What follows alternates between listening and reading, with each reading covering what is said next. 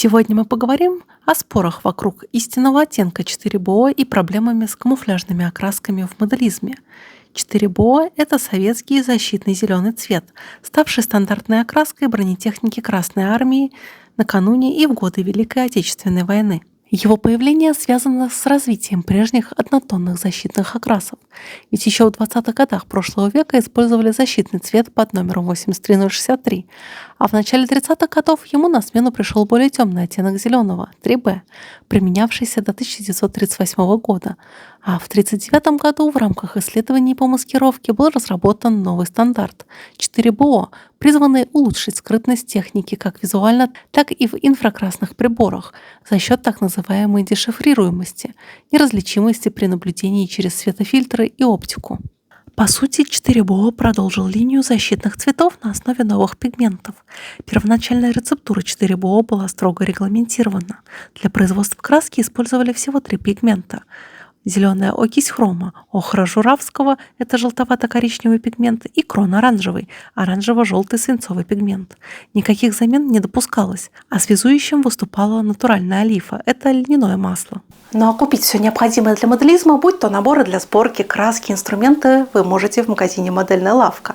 Там регулярно появляются новинки от Звезды, от АВД, от других мировых производителей. Для первого заказа действует промокод, который вы видите на экране. Он дает вам скидку в 500 рублей. Но если вы бывалый пользователь лавки, то есть промокод Даша, и он дает вам скидку в 10%.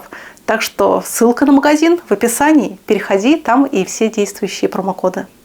Поехали. А в довоенных технических описаниях даже указаны процентные соотношения. Это около 13% окиси хрома, до 51% охры и не менее 5% крона, при этом около 30% олифы. И благодаря такому составу свежая 4БО давала довольно яркий, сочный зеленый оттенок, хорошо сливавшийся с летней растительностью. И таким образом изначально оттенок 4БО был насыщенным травянисто-зеленым, что может удивить тех, кто привык видеть на моделях более тусклые оливково-зеленые тона. Во время войны 4БО оставался базовым цветом для всей советской бронетехники. Его наносили сплошным слоем или использовали как фон для камуфляжа. Однако само понятие стандарта допускало небольшой диапазон оттенка. На заводах краска должна была попадать в вилку между двумя эталонными образцами цвета, а разница между эталонами была минимальна. И как отмечает исследователь Аканихин, человеку трудно различить эти два близких оттенка. Любая краска, не попавшая в эту вилку, уже не считалась 4БО и отбраковывалась АТК. Таким образом, изначально стандарт 4БО задавал очень узкий коридор оттенка. И тем не менее, с течением времени сам стандарт претерпевал изменения.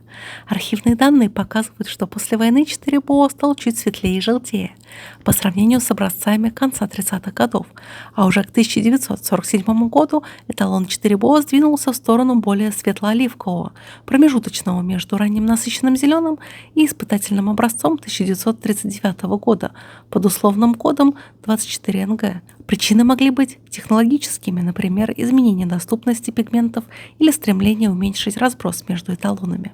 Производство 4БО продолжалось до начала 50-х годов прошлого века, а в 1952 году выпуск краски цвета 4БО был официально прекращен, так как на смену пришли новые стандарты защитной окраски. Но тем не менее запасы и аналогичные составы могли использоваться и позже, на ремонтах или парадах.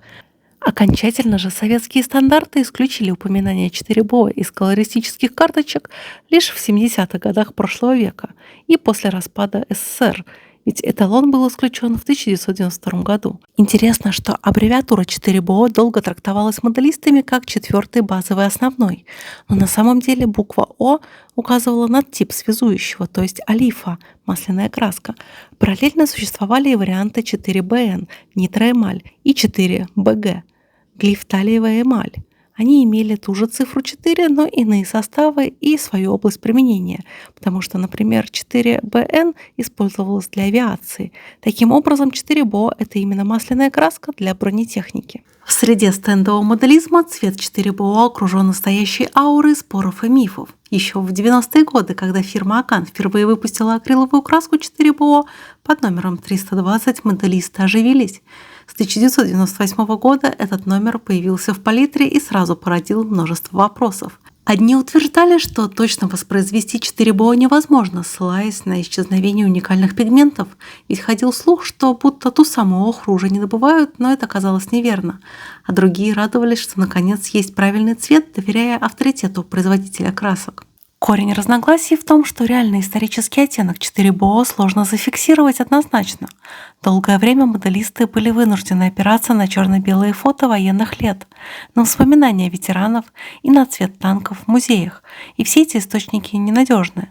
Сравнивая снимки, одни видели советские танки как темно-оливковые, другие как светло-зеленые или вовсе серовато-зеленые.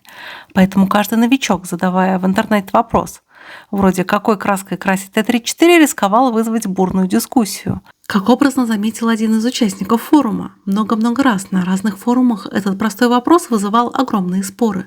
Причем нередко эти споры принимали жаркий характер. У каждого оттенка находится свой сторонник, эксперт, который готов отстаивать его как единственно верный. Также один из участников форума отмечал, что каждому варианту цвета на форумах найдется свой поклонник, который закидает оппонента коктейлями Молотова за несогласие. Стороны этого спора можно условно разделить на перфекционистов и прагматиков. Первые настаивают, что существует один исторически правильный оттенок 4БО, и задача моделиста его достоверно воспроизвести. И они ссылаются на архивные образцы, стандарты и научные замеры. Так, с середины 2000-х стали доступны копии советского альбома «Накрасок» от 1948 года, эталонного альбома красок Наркомата химической промышленности СССР. И там представлены 4БО, причем он более темный, чем ранее считалось на Западе. Узнав об этом, энтузиасты заявили, что многие модели окрашены неверно, и их нужно срочно исправить. Другой аргумент перфекционистов – сохранившиеся образцы техники с оригинальной краской. В российских музеях, например, в Кубинке, есть пушки и танки, которые, как утверждаются, не перекрашивались с войны. И они демонстрируют очень темный и приглушенный зеленый цвет. Таким и должен быть 4БО, заявляют сторонники максимальной точности. Но с другой стороны прагматики, и они возражают, даже если был стандарт, в реальности цвет сильно варьировался. Они напоминают, что 4БО – это не точное значение на цветовой шкале, а это рецепт, по которому на разных заводах получались краски в предельно допустимых диапазонах. На практическом уровне это значит, что не все танки в войну были строго одного оттенка. Формула допускала разброс пигментов, например, той же охры от 40 до 60%, а условия производства в военное время были далеки от идеальных. И как результат, чудо, что хотя бы 2 советских танка выходили одного цвета. Кроме того, краска старела и выгорала, так что через несколько месяцев службы танка его оттенок мог отличаться от заводского. Наконец, прагматики указывают, что восприятие цвета зависит от масштаба модели и окружения. Важно, чтобы модель выглядела правильно, а не совпадала по спектрофотометру с эталоном. Поэтому их практический подход – берите любой среднезеленый цвет, оливково-зеленый, и будет нормально. И действительно, многие опытные моделисты так и отвечают новичкам. Просто выберите темно-зеленый цвет, какой нравится, и сильно не ошибешься. В одном из обсуждений 4БО пользователь также на одном из форумов сетовал, что поисковик выдает 4 разных 4БО от известных фирм, и они совершенно не похожи друг на друга. Вот вам вся и точность. Зеленый, да, и все тут. В итоге часто споры заходят в тупик. Одни критикуют модель за не тот оттенок, а другие парируют, что никаких доказательств того самого оттенка все равно нет. Показателен случай, описанный Алексеем Аканихиным. На форуме реконструкторов он пытался объяснить, что нельзя воссоздать краску строго по параметрам без образца. Но неподготовленная аудитория его не поняла. Действительно, идея о едином цвете 4БО во многом иллюзорна, но и полное отрицание стандартов не всем по душе. И это питает дискуссии и по сей день. Ну а больше моих фото и видео вне моделизма вы можете найти на моей страничке на Boosty. Там вы также сможете поддержать мою деятельность и попасть в титры к видео. Ссылочка на Boosty есть в описании к видео, так что тоже рекомендую подписаться еще и на мой Telegram. Там оперативно выходит информация о моих новых видео на канале Dasha Models и Dasha Technic. Ссылочка на Telegram есть тоже в описании.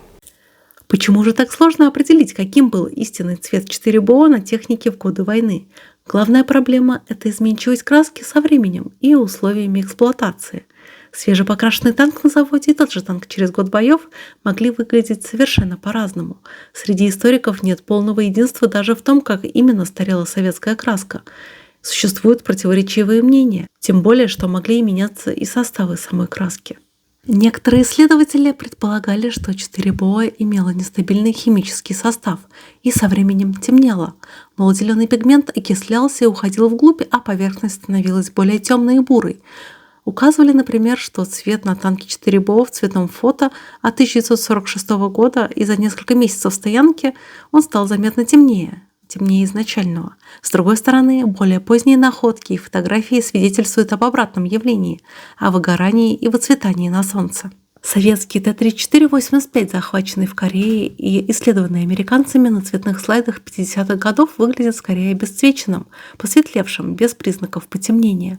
Эксперты пришли к выводу, что в полевых условиях краска обычно выцветает под воздействием ультрафиолета, теряя насыщенность, хотя в закрытых пространствах или в тени может происходить потемнение связующего. Вероятно, разные партии и составы 4БО вели себя по-разному. Одни темнели, другие блекли в зависимости от рецептуры и условий. Военные и послевоенные краски также могли отличаться по стабильности пигмента. В любом случае, цвет танка, месяцами стоявшего под солнцем и дождем, мог значительно отличаться от того же танка заводского. Кроме выгорания были и другие факторы. Боевые машины покрывались грязью, пылью, копотью. Краска механически стиралась на гранях от ударов. И все это меняло визуальный облик. На фронте экипажи редко полностью перекрашивали танки. Ремонтные бригады могли освежить лишь поврежденные места. В результате на одном и том же танке встречались участки свежей краски, а рядом выцветшей, и создавалось ощущение разных оттенков. Добавим сюда и качество фототехники того времени. Черно-белые фотографии не передавали цвет вовсе, а ранние цветные пленки страдали искажением цветов. Известный историк Стивен Залага отмечал, что цветная кино- и фотопленка 40-х годов склонна к цветовому дрейфу. Химия нестабильна, со временем кадры желтеют или же краснеют, а при оцифровке или печати старых пленок могут добавляться дополнительные искажения. И в итоге любые доводы на основе цвета на старых фото сомнительны, они далеки от оригинала, как ни старайся. Ну а что же с музейными экспонатами? Увы, тут тоже мало ясности. Краска на танке, который простоял более 70 лет, почти наверняка выгорала, покрывалась оксидной пленкой или была вовсе утрачена. При реставрации большинство музеев перекрашивает технику заново, причем нередко в условно подходящий зеленый, не стремясь к документальной точности. И лишь немногие энтузиасты-хранители пытаются воспроизвести оригинальный цвет по нормативам. Например, Центральный музей вооруженных сил Российской Федерации, бывшая Губинка, ранее окрашивал технику в так называемый парковый зеленый, послевоенный оттенок, использовавшийся в армиях Варшавского договора. Этот цвет довольно светлый оливковый зеленый, и он близок к стандарту ФС 34257. Он отчасти соответствует расчетному тону по довоенной формуле 4БО. Если смешать современные аналоги пигментов, получится как раз светло-оливковый ФС 34257. Но, как отмечалось выше, по более поздним стандартам реальный 4БО имел намного более темный тон ФС 34098. И таким образом музейные зеленые зачастую недоказательны. Некоторые ближе к истине, другие совсем случайны. Отдельная сложность – это попытки химически воспроизвести историческую краску. Даже зная рецепт 1941 года, нельзя просто смешать современные пигменты и получить точную копию. Например, в 90-х исследователь Куки Сьюэлл попробовал намешать 4БО по процентам пигментов, но из современных красок, и получился гораздо более светлый тон, около ФС 34226, это светло-зеленый. Российские коллеги тогда указывали, что пигменты не те. Нынешняя окись хрома тоньше помола, и она ярче, охра имеет иной оттенок и так далее. Без исходных компонентов добиться полного соответствия довольно сложно. Энтузиасты-реконструкторы отмечают, подобрать визуально похожий цвет можно, но это будет совсем другая краска, с другим составом и другими свойствами. Для настоящей реставрации недостаточно знать цвет. Нужны оригинальные материалы или хотя бы архивные талоны. И в целом же основная масса моделистов таких тонкостей не касается. Им достаточно решить, каким сделать цвет модели, чтобы она выглядела довольно правдоподобно. Производители модельных красок предлагают множество вариантов 4БО. Это тоже источник путаницы. Нет единой стандартизации. Каждая фирма выпускает краску по своему представлению о советском зеленом. Из-за этого бутылочки с маркировкой Russian Green 4БО от разных брендов могут быть совершенно разные по тону. Например, 4 попавшиеся в интернет-магазине образца 4БО от известных фирм значительно отличаются друг от друга. от желто-зеленого до темно-оливкового цвета. И такая же ситуация похожа на историю с немецким темно-желтым Дюнкельгельб от Томии, Тестерс, Валеха и Хамбур и других. Одноименные краски ощутимо разнятся по цвету. И не зная этих нюансов, новичок закономерно спрашивает, какая же из них правильная. Дело в том, что и подходы у производителей разные. Одни ориентируются на архивные данные и исследования, а другие на распространенные образцы, или же просто на установившиеся в хобби оттенки. В последние годы появились профессиональные референсы. Так, в 2017 году фирма AK Interactive выпустила книгу Real Colors of World War II с участием известных историков, где приведены стандарты оттенков разных армий.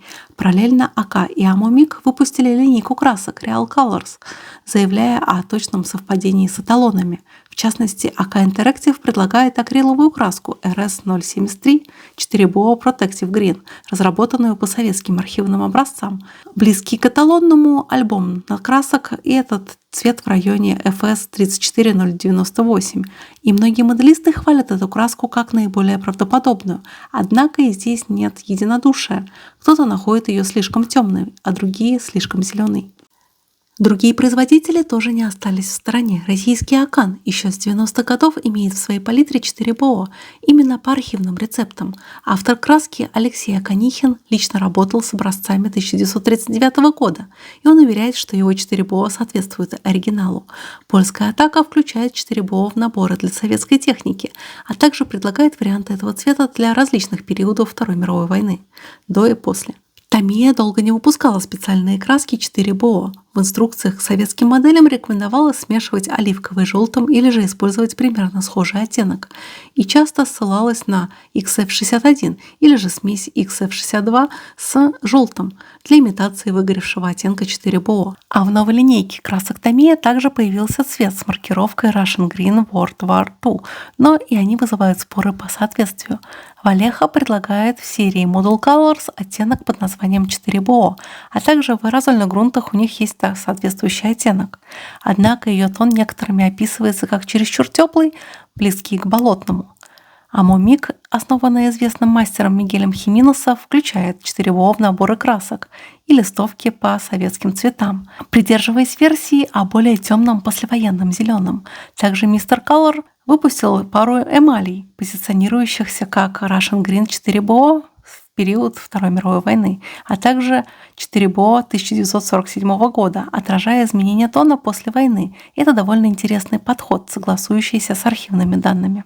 И как следствие, моделист, желающий купить ту самую 4 БО, сталкивается с выбором, какую краску выбрать от AK Interactive, MIG, Tamiya, Валеха и других.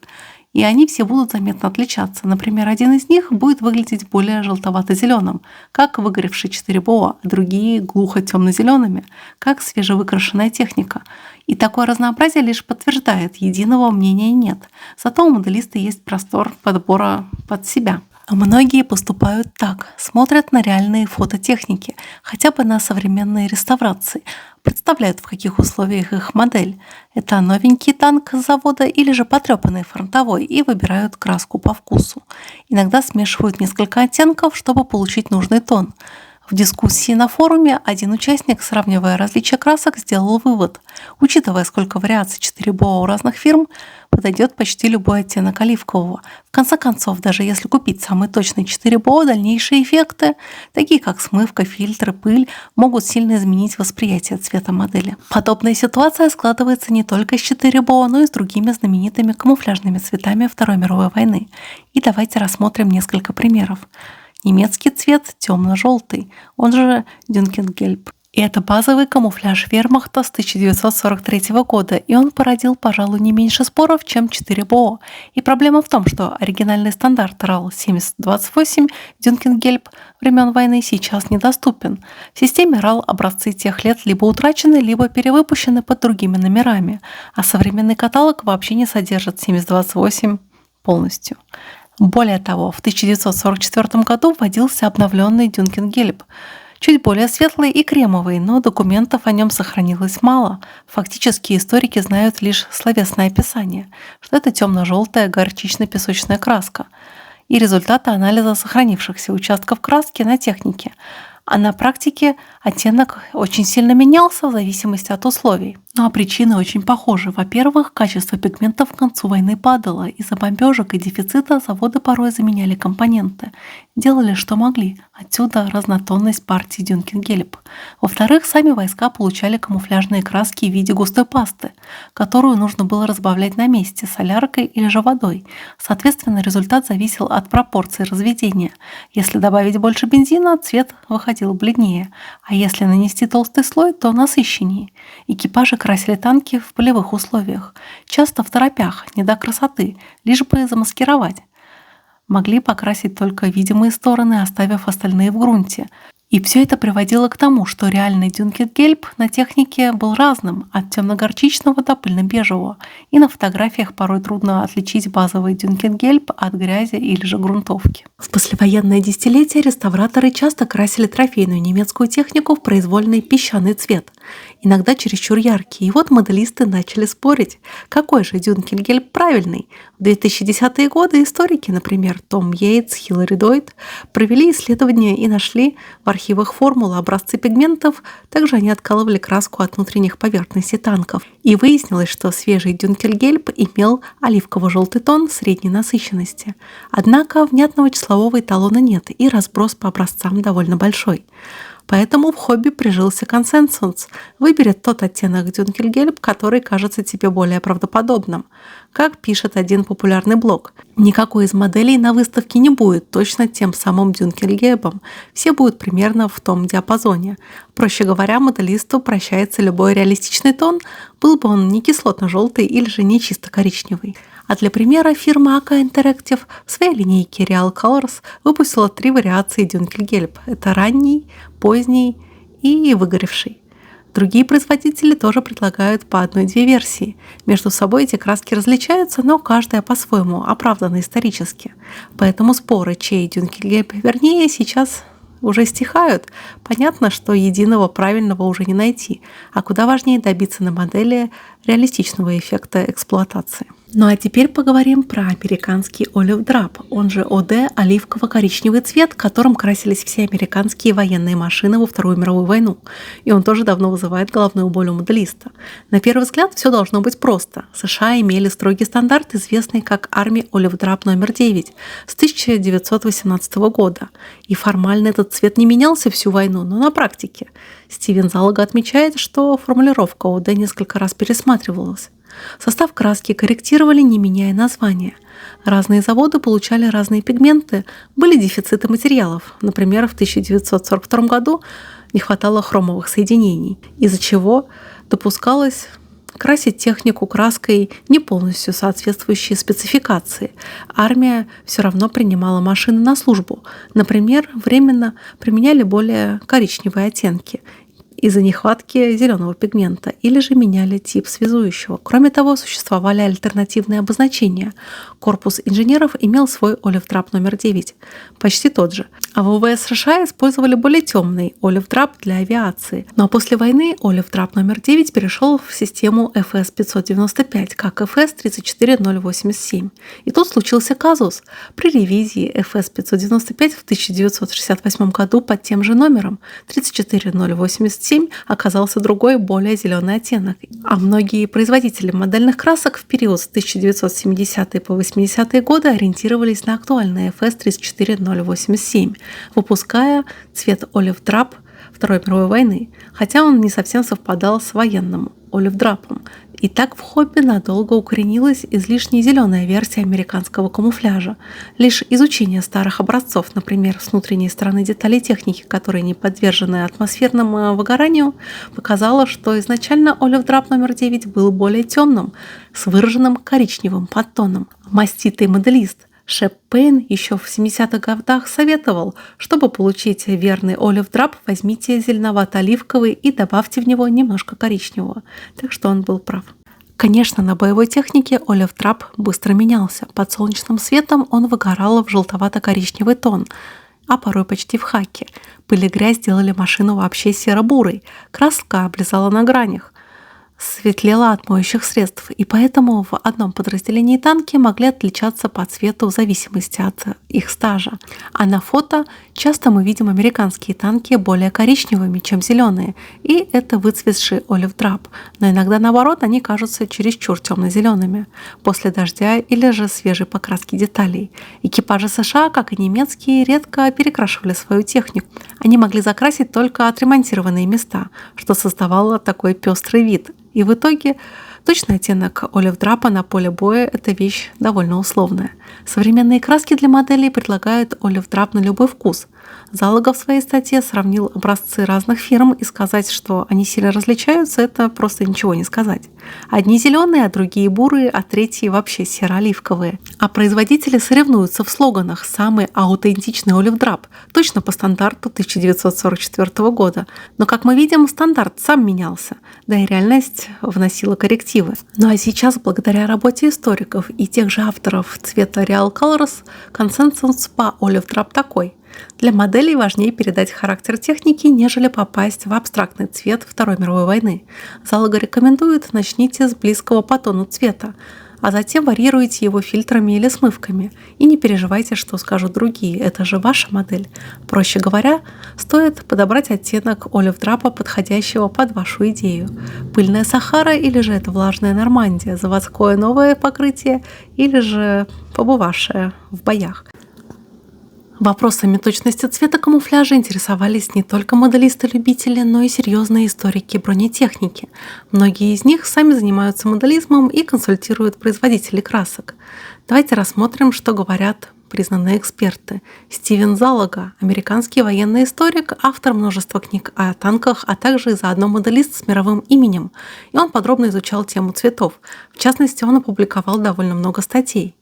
Залога подчеркивает важность архивных стандартов. Например, он упоминает найденный советский альбом красок 1948 года и образцы с испытаний 1939 года, благодаря которым стало ясно, что многие западные представления о 4БО были ошибочны. Если раньше на Западе думали, что будто советские танки все были светло-оливковыми, основываясь на моделях Сьюэлла, то архивные талоны 4БО оказались значительно темнее и насыщеннее. Залога отмечает, что краска Акан для моделистов была создана как раз по этому талону, и она соответствует тем темно-зеленым образцам. Однако Залога вовсе не фанат абсолютной точности любой ценой. И наоборот, что он отмечает, что вокруг 4БО столько споров, что вряд ли возможно подобрать оттенок, который удовлетворит всех. По его мнению, разумнее держаться общего впечатления. Я склонен использовать темный, тусклый зеленый, исходя из той советской техники, что я видела в оригинальной окраске. Он сам на своих моделях не привязан к одной фирме красок. Он говорит так: я предпочитаю акрилотомия и использую их разные зеленые для военного 4БО, и FX65, и FX73, и также FX67 и 81. И выбор зависит от того, какую смывку или покрытие я планирую. То есть Залога подстраивает базовый цвет под итоговый эффект. Если нужна выбеленная пылью машина, то он берет серовато-зеленый FX65, а если более свежая, то насыщенный зеленый FX13 и так далее. Важный совет от Залоги: цвет модели во многом определяется техникой последующего состаривания. Подбирайте базу с учетом погоды на модели. И напоследок, не пытайтесь угодить всем экспертам. Всегда найдется тот, кто скажет, что оттенок не тот, но зачастую он сам опирается на сомнительные данные. Залога призывает разумно подходить к вопросу. Зная исторический фон, надо понимать ограничения нашего зрения. И в итоге его собственные модели всегда выглядят убедительно, даже если кто-то поспорит о полутонах зеленого. Майкл Ринальди – известный американский моделист и автор серии книг «Tank Arts». И он знаменит не стремлением к музейной точности, а к потрясающей техникой художественного воплощения моделей. Ринальди не раз высказывался, что перфекционизм в цвете не должен мешать красоте модели. В обсуждении он отмечал, что при всем уважении к исследователям, моделизм – это в первую очередь визуальное искусство, поэтому важно достичь эффектного, правдоподобного образа, нежели точно скопировать спектр краски. Сам Ринальди, конечно, старается использовать корректный базовый цвет. Например, в теме про 4БО он рекомендовал готовую акриловую краску Life Color UA001. По результатам тестов она оказалась очень близка к настоящему образцу 4БО, который и показывал Стив Залога. То есть Ринальди ценит работу коллег и пользуется плодами исследований. Но далее он превращает базовый слой в произведение искусства с помощью фильтров, сколов и эффектов. И в итоге точный исходный оттенок уже не разглядеть, а модель передает атмосферу. Ринальди советует не зацикливаться на номере краски, а думать о том, как цвет модели будет взаимодействовать с ее окружающей средой и погодными эффектами.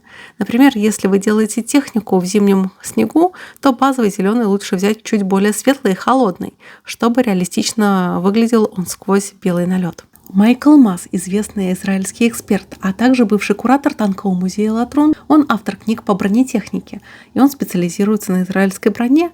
Также он участвовал в международных проектах по цветам Второй мировой войны. В частности, Майкл Масс сотрудничал с АК Interactive при создании линейки Real Colors, и известно, что цвет RC094 они разработали с его консультативной помощью, то есть он поддерживает идею максимально достоверных красок для моделизма. Позиция Масса такова: исследования и архивы прежде всего. В одной из дискуссий, посвященных цветам, он отмечал, что часто спорят о мелочах, вместо того, чтобы обратиться к оригинальным стандартам, если они доступны.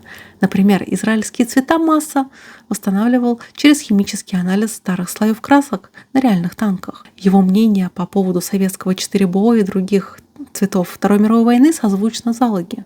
Он признает вариативность и влияние условий. Он считает очень важным публикацию достоверных данных, чтобы развенчать мифы.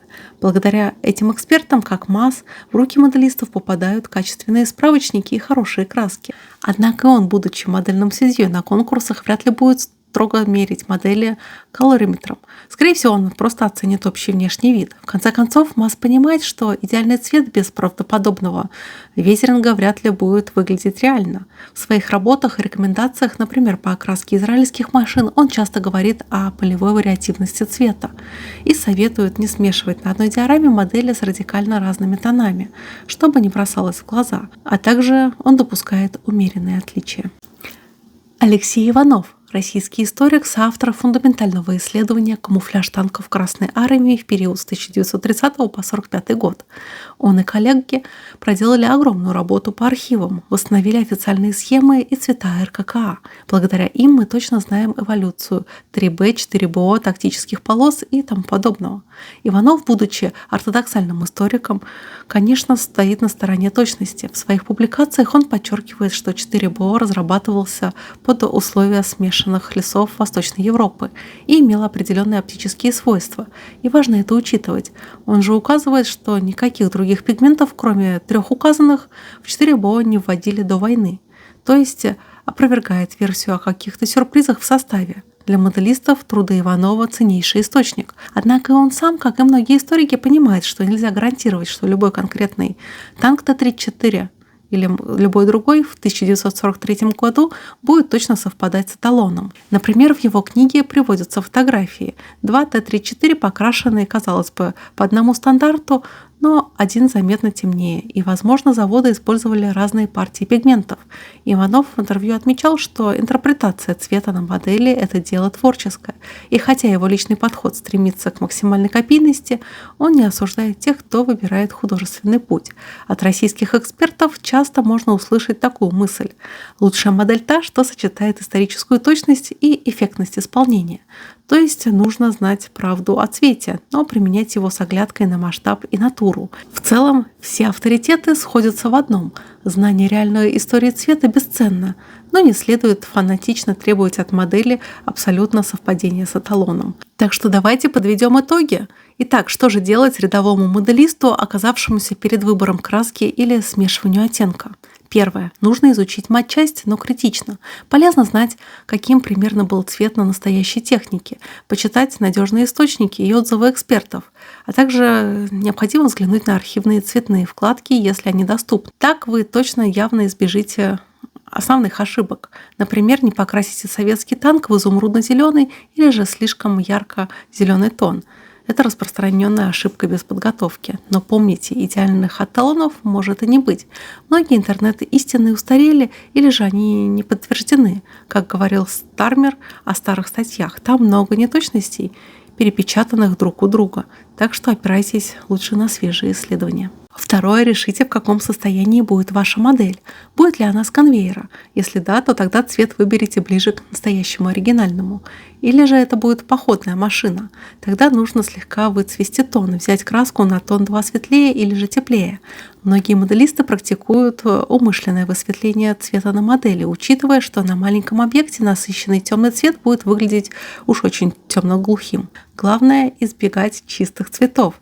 Ни один реальный камуфляж не был чисто травянисто-зеленым или же лимонно-желтым. Всегда это сложные и слегка приглушенные оттенки. Третье. Подберите ближайшую готовую краску. Если вы нашли рекомендации от экспертов, например, смеси Стармера для британской SCC-15 или же рецепт от опытного моделиста для 4BO из красок Tamiya, то можно им следовать, но сейчас велик выбор, и многие фирмы предлагают уже неплохие оттенки из баночки. Используйте отзывы, например, хвалят АК Interactive, а также Akan 4BO. Все они близки друг к другу, а также и к архивным данным. А с другой стороны, если у вас нет под рукой Валеха или Tamiya, или также специального 4BO оттенка, то не бойтесь смешивать их сами. В конечном счете, зеленый есть зеленый. Как сказал один автор, советская индустрия была огромна, а техника выходила разного оттенка, даже в одной колонне танки могли слегка отличаться по тону. Так что небольшие вариации допустимы и на вашей полке. Четвертое. Не забывайте про состаривание. Даже если вы покрасили модель условно в совсем не тот зеленый цвет, грамотное состаривание может все исправить. Тонирующие фильтры могут сдвинуть оттенок в нужную сторону. Например, коричневый фильтр сглушит излишний ярко-зеленый. Пыль из аэрографа выбелит слишком темный тон, ну а точечные масляные фильтры добавят сложных нюансов. Смывка подчеркнет рельеф и тоже затемнит базу. Все эти шаги влияют на конечный цвет значительно.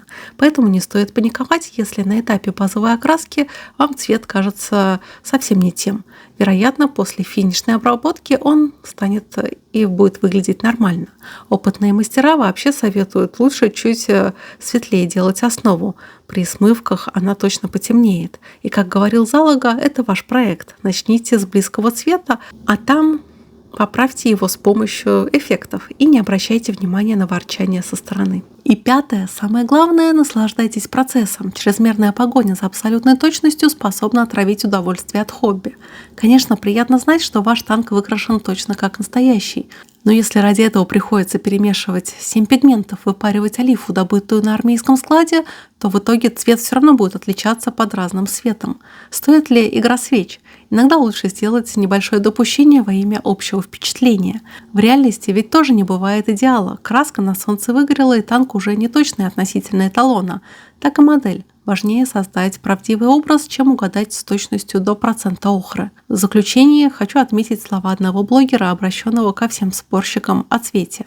Представьте, мы сидим за столом и называем любимую породу собак. И у каждого она своя. Корги, овчарка, мопс, а в конце концов собака есть и собака. Так и с танками, ведь их были тысячи. Зеленый, он и есть зеленый. Немного утрировано, но мысль ясна. Не зацикливайтесь на мелочах, а получайте радость от исторической правды в меру и от творческого процесса в полной мере. Ваша модель – это ваш холст, и пусть на нем будет тот самый 4BO, каким вы его видите, опираясь на знания и вдохновение. Ну а закончить хочется мыслью. Идеал недостижим, но стремление к нему обогащает наше хобби знанием и интересом. До новых встреч. Пока-пока.